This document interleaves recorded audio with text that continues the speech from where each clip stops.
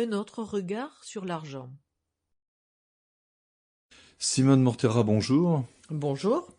Donc je rappelle que vous avez une double compétence, celle de coach intervenante en entreprise d'une part, mais aussi de psychothérapeute.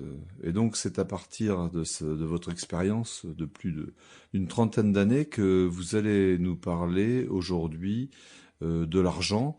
En quelque sorte, notre argent vous intéresse. Oui, exactement. Alors, je vous remercie de cette présentation et en même temps, je dois préciser que si nous allons parler de l'argent, il ne s'agit pas de savoir quoi faire au sens de construire une richesse matérielle. Je ne suis pas dans une approche économique ni d'économiste, mais dans une approche de l'argent plutôt, je dirais, en tant qu'analyseur du rapport à soi, du rapport aux autres et peut-être aussi du rapport à la vie.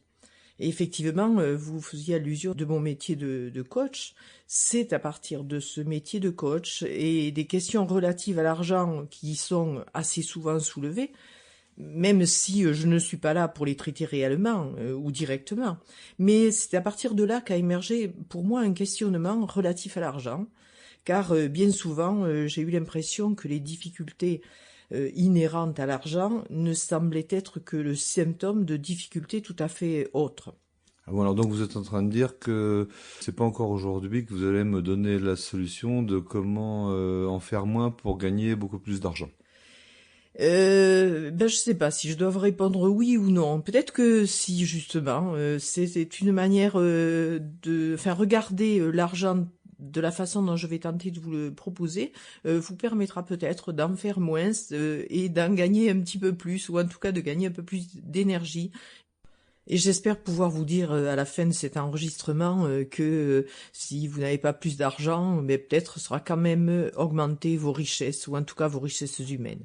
Donc finalement, vous nous invitez à changer de regard par rapport à l'argent. Exactement, exactement. Avoir un autre regard peut-être que celui que nous avons l'habitude d'avoir.